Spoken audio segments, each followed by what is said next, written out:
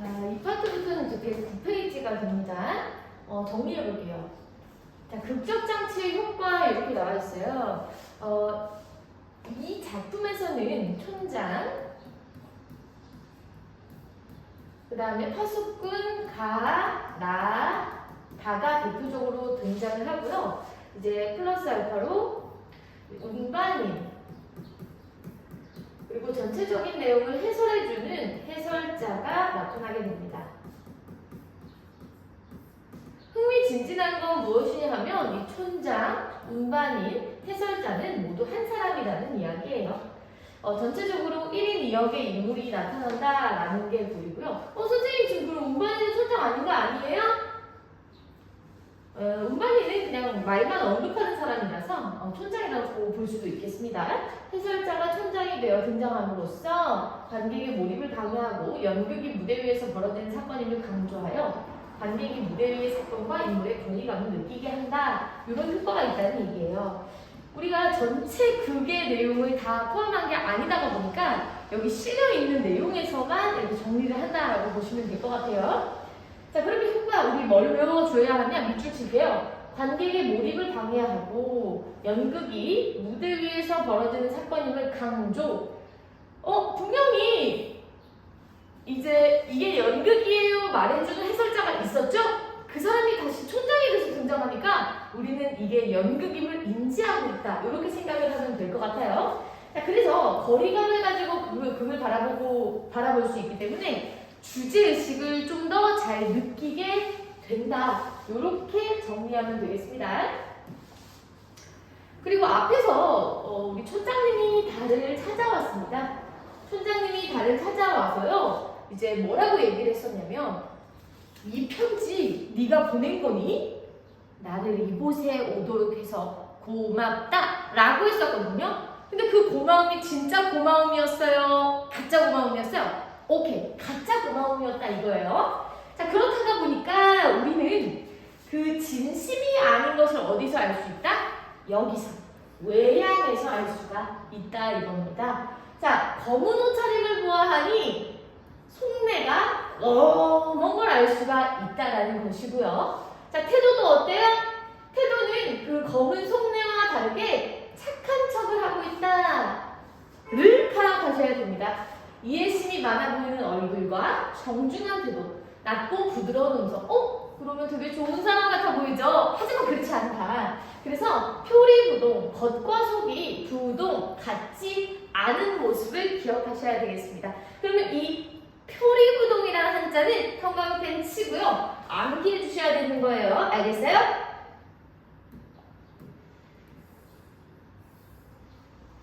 겉과 속이 다르다.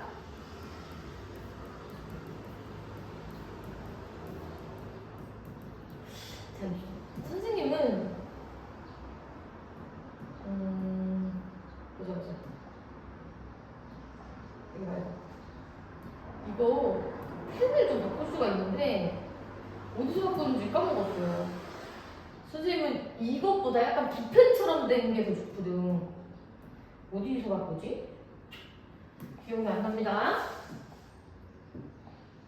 기억이 안 나요. 자, 넘어갈게요. 촌장의 검은 옷차림은 권력욕에 사로잡혀 자신의 이익을 추구하는 모습을 보여주고 이런 신뢰감을 주는 모습은 앞으로 드러날 그의 위선적인 성격을 더욱 강조하는 효과를 지닌다. 이렇게 확인하고 넘어갈게요. 일단은 자, 이거 왜 안 되니? 자, 추억을 상기시켜주는 편지의 의미. 아이고야. 자, 편지는 누가 보냈어요? 다가 읽을 데가 없다는 진실을 알리기 위해서 보낸 편지를 얘기하는데 그 편지는 사실 진실을 알려주는 편지였죠. 근데 지금 뭐라고 하고 있다는 얘기예요? 진실을 알리는 편지가 아니라 편지를 수식하는 말이 추억을 상기시켜 주는이 돼버린 거야. 그럼 의도가 곡해진 거예요. 편지의 내용을 즐거웠던 옛 추억을 상기시켜 주었다 꼭 표현하면 의도적으로 그 내용을 왜곡하고 있다. 이 부분 체크하고요. 외워주시면 되겠습니다. 자, 이제부터는요. 촌장이 달을 설득하기 시작합니다. 네 생각은 잘못됐어. 내 생각이 맞아. 요런 걸 강요하는데요. 거기서 설득하는 말하기 방식을 우리가 정리해야 되겠습니다. 개관에서도 얘기를 했었죠. 자, 사람들이 몰려오는 것이 파수꾼 다의 탓은 아니다라고 얘기하는데 진짜 아니야? 아니요, 그렇지 않아. 뭐라고 했냐면요. 조금 후엔 모두는 이곳으로 몰려올 거야. 물론 네 탓은 아니다. 근데 네 탓 아니야? 네 탓이라고. 네 탓이라고. 자신의 탓이라고 생각하게 만들기 위해서 이렇게 얘기했습니다. 두 번째, 어떤 사람은 도끼까지 들고 온다더라. 이렇게 얘기했다는 거죠. 그래서 이 도끼, 죄책감, 미안함을 유발하고요. 위협적인 상황을 제시해서 공포감을 조성하고 있습니다. 전체적으로 이 도끼는 겁을 주기 위한 소재가 되면서 여러 가지 방법으로 뭐하고 있어요? 회유, 마음을 돌리고 설득하려 하고 있는 중입니다. 여기서 알 수 있는 성격은 이 부분 형광펜. 촌장의 교활한 성격을 알 수가 있다. 이렇게 볼 수가 있겠습니다. 자, 넘어갈게요. 자, 내용이 이제 전개에서요, 절정으로 넘어갔습니다. 도끼는 왜 들고 와요? 그 다음부터 이어지는 부분이죠. 망루를 부수려고 그런단다.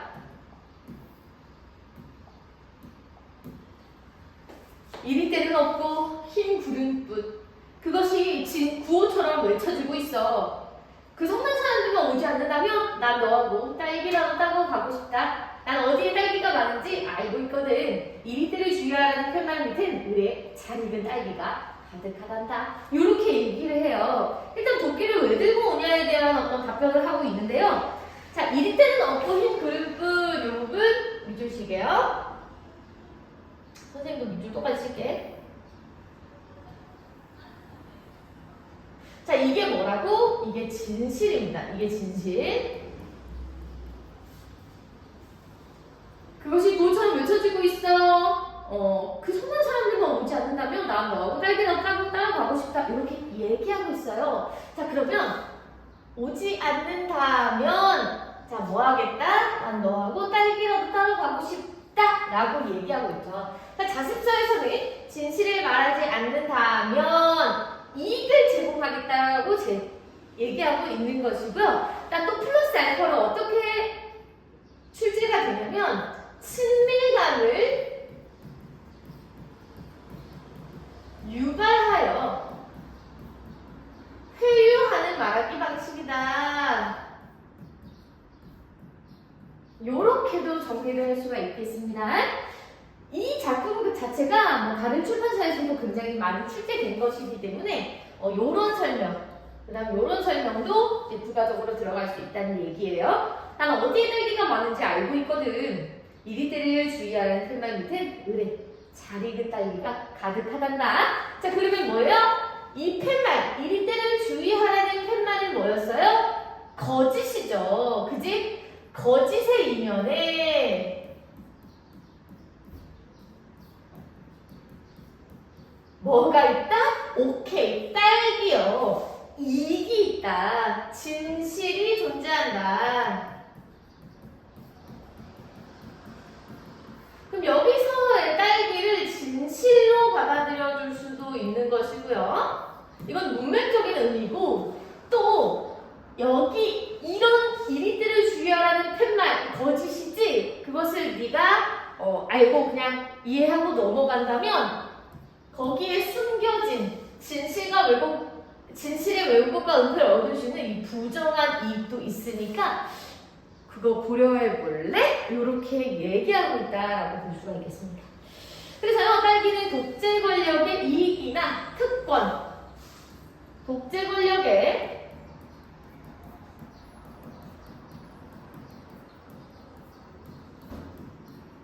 이 특권을 상징하는 소재로 쓰인다라고 볼 수가 있겠습니다. 손나물은 이리가 무섭지 않으세요? 바로 뭐라고 해버려? 없는 걸 왜 무서워하니? 이렇게 얘기해버린다는 거죠. 그치? 그래서 자기 입으로 그 사실을 실토하고 있고요. 그게 허상이다라는 것을 알고 있음. 그치? 알고 있다라는 걸 알고 있습니다. 시인했습니다. 허상임을 시인했다.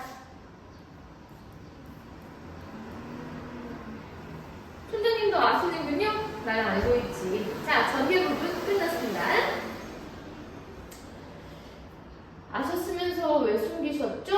모든 사람들에게, 저 덫을 보러 간 파수꾼에게 왜 말하지 않는 거예요? 말해주지 않는 게 좋기 때문이다. 해서 이 부분부터 이제 절정으로 들어간다라고 보면 될 것 같아요. 거짓말 마세요, 촌장님. 일생은 이세스라는 곳에서 보내는 것이 더 좋아요? 사람들도 그렇죠. 이리때가 몰려온다. 이 헛된 두려움에 시달리는데 그게 더 좋아요? 날씨가 굉장히 덥습니다. 이거 하고 에어컨을 틀어야 될 것 같아요. 자, 이 부분에서 우리가 정리할 수 있는 것은 무엇일까? 말해주지 않는 것이 더 좋기 때문이다. 자, 이것은 자기 합리화를 위한 말이에요.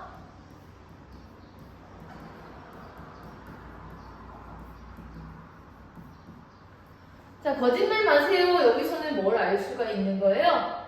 자, 우리가 나의 비판적인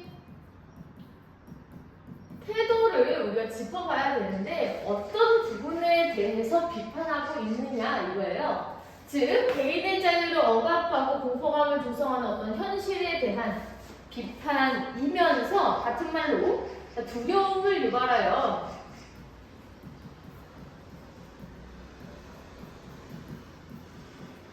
지배체제를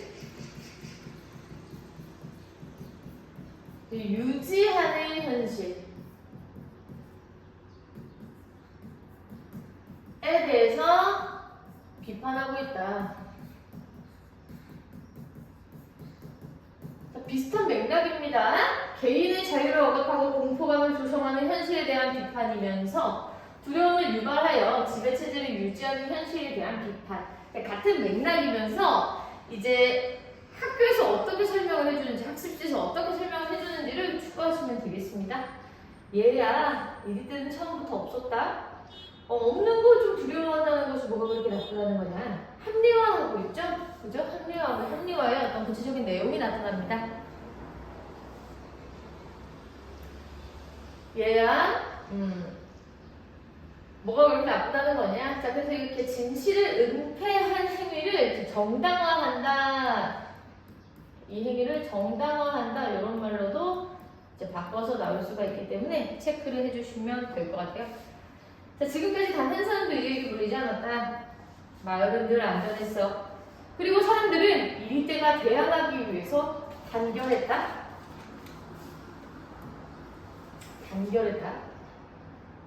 그들은 질서를 만든 거야. 질서. 그게 뭔지 널 알기나 하니? 모를 거야 너는. 그건 마을을 지켜주는 거란다. 자, 여기까지가 전체적으로 촌장의 이 합리화 내용이 되겠고요. 내용이 길기 때문에 여러분 좀 끊어서 조금 봐주시는 게 좋을 것 같아요. 아까 정당화 합리화라는 내용이 나왔었죠. 이제 계속 이런 단어들이 같이 간다라고 볼 수 있겠습니다. 전체적으로 평화로운 결과를 가져왔기 때문에 방법이 잘못됐다 하더라도 나쁘지 않다라는 논리예요. 자, 그렇다면 이거를 다른 말로 목적이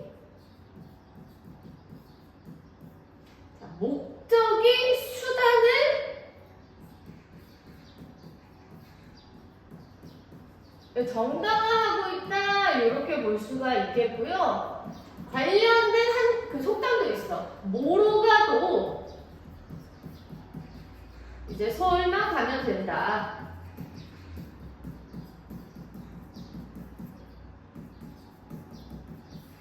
자, 내가 우리 반 반장이 되고 싶어. 그지? 그러면 막 뇌물 같은 거 주는 거는 나쁜 행위죠. 우리가 공약으로 승부를 봐야지. 근데 한 번 싹 걸렸어. 다른 후보 몰래 피자 싹 돌렸어. 내가 당선됐어. 잘한 거예요? 아니라는 거지. 그래서 뭐로 봐도 설마 당선만 되면 돼? 아니라는 얘기예요. 결과적으로 이 목적, 이 수단, 이게 부조리한 것이라도 그게 맞다라고 지금 얘기하는 것이다. 그렇게 정리를 하면 되겠습니다.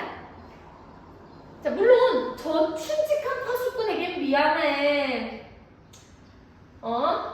수천 개의 쓸모없는 덧들을 보살피고 양천국을 요란하게 두들겼다? 왜 미안해? 헛짓거리하게 해서 그런 거죠? 그치? 그러나 그의 일생이 그저 헛되다고만 할 수는 없어. 그는 모든 사람을 위해 고귀하게 희생하는 거야. 자, 희생한 거야. 이 부분 중요해요. 고귀하게 희생한 거야. 요것도 저 파수꾼 나와 다, 즉 권력의 파수꾼 나와 다는요, 권력에 지금 기만을 당한 상태입니다. 지금 고귀하게 희생되었다라고 하는 건 뭐예요? 권력에게 기만당한 일을 합리화, 정당화하고 있다. 요렇게 볼 수가 있는 겁니다. 이해되시죠? 넘어갈게요. 난 네가 이러한 것들을 이해해 주길 바란다. 만약 네가 새벽에 보았다는 그 구름만을 고집한다면 이런 것들을 모두 허사가 돼. 마을의 질서가 무너지고 이 사람들은 고귀하게 희생당한 게 다 무용지물이 된다, 허사가 된다, 책임을 넘기고 있는 일이에요. 체제가 무너진다, 허사가 된다. 자, 체제가 무너진다. 체제의 질서가 무너질 것이다. 이런 식으로 얘기하고 있는 것이죠. 저 파수꾼은 늑도로 헛부리가 친 것이 되고 마을의 질서는 무너져 버린단다. 그죠? 계속 이렇게 얘기를 하고 있어요. 얘야, 너 이렇게 모든 걸 헛되게 하고 싶진 않겠지? 자, 그럼 여기서 정리할 수 있는 이 말하기 방식은 그럼 뭐죠? 동료와 마을에 미치게 된 부정적인 영향을 언급해서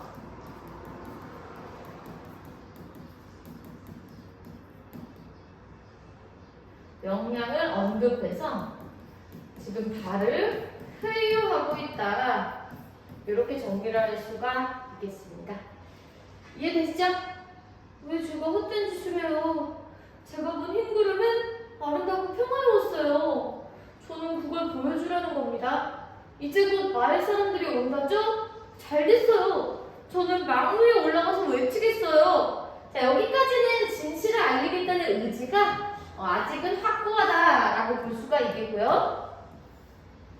그죠? 망루 위에 올라가서 외치겠어요? 여기까지는 아직 진실을 알리겠다는 의지가 있다. 흰 구름 자체가 이퀄 진실이에요.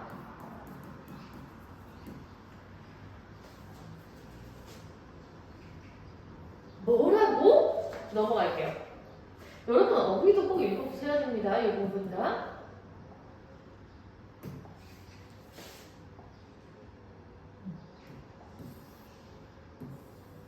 자, 소재의 상징적인 의미 조금 짚고 갈게요. 아까 딸기는 거짓을 통해 얻는 이득 그런 거였고요. 팻말은 거짓이었습니다. 그죠?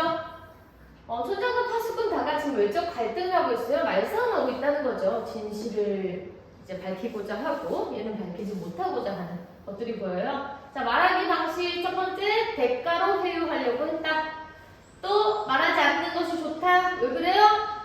그냥 자신에게 유리하게 생각하는 태도예요. 합리화하는 거지. 그지? 아까 우리 자기 합리화로 이야기를 했었어요. 마을 사람들이 알아서 만든 거래. 이것도 합리화되는 내용이겠고요. 고귀한 희생, 요것도 거짓에 기만당한 그런 사람들에 대한 것을 합리화하고 있는 말하기다. 마지막, 질서가 무너진다. 왜곡하고 과장하는 협박. 이 부분은 중요하다. 형광펜. 이 상황을 왜곡하고요, 과장하여 협박하는 어떤 회유의 말하기다 라고 볼 수가 있겠습니다. 그래서 이것을 회유, 자기 합리화, 협박, 요거를 자, 말하기 방식으로 이렇게 다 나눌 수도 있는 것이거든요. 그래서 그런 거를 학교에서 어떻게 강조하는지를 좀 보셔야 되겠습니다. 자, 마을의 질서가 만들어진 방법은 뭐였어요? 두려움으로 마을의 질서가 만들어졌다. 정리할 수가 있겠습니다. 자, 절정 부분이에요. 아직 좀 멀었습니다. 일단은 우리가 110일까지 했죠? 여기서 한번 끊어갈게요. 알겠죠?